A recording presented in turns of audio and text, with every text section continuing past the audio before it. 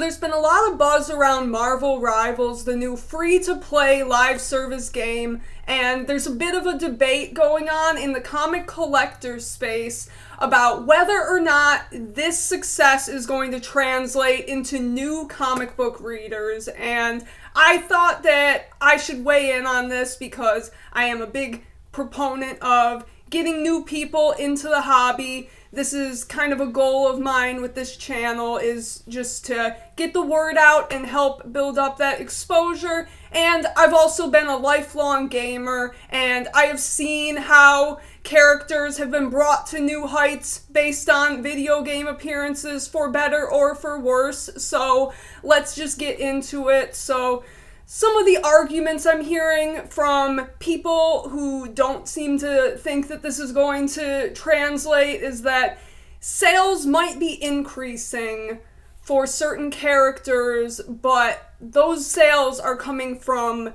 older collectors who are more speculating, as opposed to newer readers, kids who are playing the game. And my response to that is that I agree, and that's true, that right now those books are being purchased by us, but this is still a very new thing. The game just dropped, and I think that we really need to be looking at this from a long-term gain, because these kids, they're going to grow up one day, they're going to have money to spend on stuff, and these live service games, these multiplayer games, have a relatively short shelf life. I mean, yeah, some of them are popular and stick around, like Fortnite, but these games, they have no single player mode.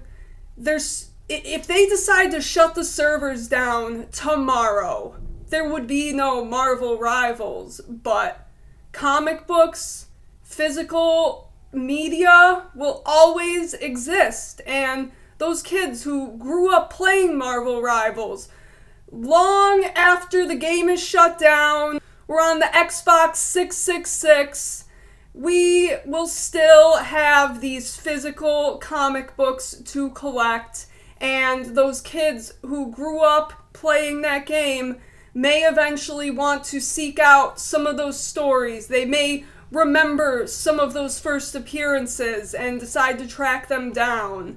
Now, for me, my first real exposure to comics was through the DC Comics Encyclopedia, and it had, a very similar breakdown to what you get in Marvel Rivals, and it told you characters' first appearances, significant events, and gave you a breakdown.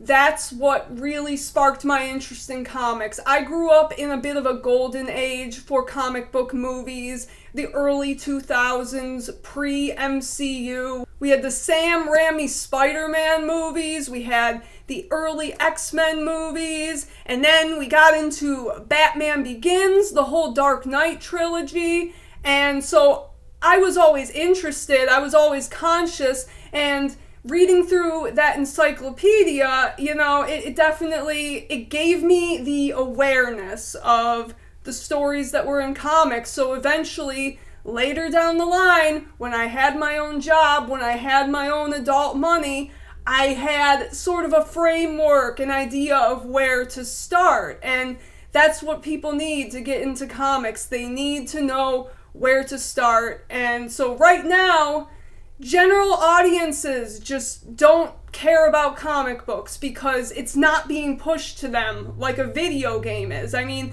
as soon as you boot up your Xbox or your PlayStation, you're going to be getting ads for Marvel Rivals because it's free to play, so anyone can download it. It's definitely getting exposure to some of these characters, and all exposure is good exposure when you want new readers. I mean, just look at a character like Harley Quinn, for better or for worse. She was brought to new heights by the Arkham games. Of course, people knew about her. People liked her from Batman the Animated Series. She didn't really show up in comics much, though. Like, her popularity in the show did not really translate to the comics until after Arkham Asylum brought her to these new heights and brought her to a new audience. And then whether you like it or not, whether you like the changes they made to her or not, Harley Quinn and her popularity in the Arkham games got people to read comics. It got people to start picking up her series. And yeah, that may not have lived on because the stories just weren't that good.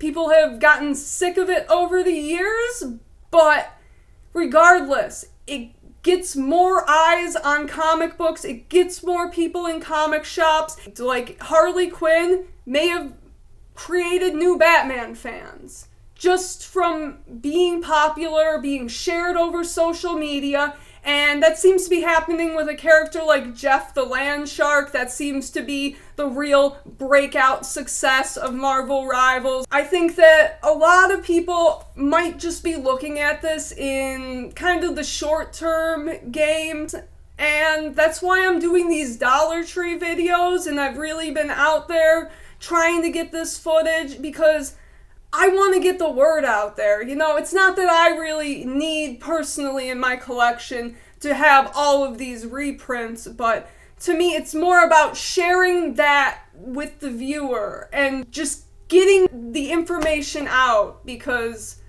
a lot of people just don't know about it. So yeah, Marvel Rivals I think is a net positive. I think that it's only going to continue over the life cycle of this game. We don't know how long that will be. I mean, a game like Fortnite has been going on for quite a while, but you never know with these live service games. You really just never know in this digital-only age that we are moving to.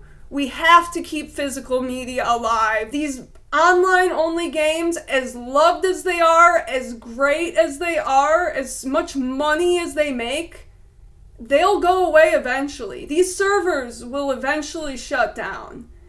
It's inevitable. The technology will be too outdated eventually, and people will have to move on. Physical media is the only way we can keep the properties we love alive. And so that's why I do what I do. That's why I'm here to encourage people to get out there and to purchase physical media. And so if you love Marvel Rivals, go out there, support your local comic shop if you have one in your area. You know, pick up a trade paperback of your favorite Marvel Rivals character. You know, there are so many resources online, so it's so easy. It's easier now than ever to get into the comics space. Please try to keep an open mind and try to think of this in the long term, that this is good, this is exposure, and so if you are someone who loves this game and you're in the collecting space, try to encourage as many of your friends you play online with to check it out. It's free, so what's the harm? I don't personally play these type of games. I'm not really into like the live service, online only type of games. I like Call of Duty, but I'm personally much more of a single player game, and I would be lying if I said that the Arkham games didn't play a big role in helping me get into comics. So anyways, thank you for watching. I think that comics are moving in a really good direction. We're seeing a lot of excitement for DC and the new James Gunn universe that's coming out, and Marvel Rivals seems to be breathing some new life, so hopefully that translates into better stories in the comics and better sales. And if you missed my 1,000 subscriber live stream, I just wanted to let you know I am giving away to one lucky subscriber a 9.2 of Green Lantern Corps 201, first appearance of Kilowog, and it is a very beautiful 9.2, so don't worry about the grade. There's just a little something there that's like kind of a printing defect, I think, but I didn't see any spine ticks on the thing, and like right up here there's like a little something, But 9.2 white pager. You could win this for free. I'm drawing the winner on Christmas Eve, so you have until then to get your entry in. So if you want this book, all you have to do is go to my 1,000 subscriber live stream. It will be linked in the description of this video. Of course, watch it and then leave any comment. It doesn't matter what, and you will automatically be entered to win. And then stay tuned, because on Christmas Eve, I will be live streaming the winner. I hope you enjoyed this, and get out there and read some comics.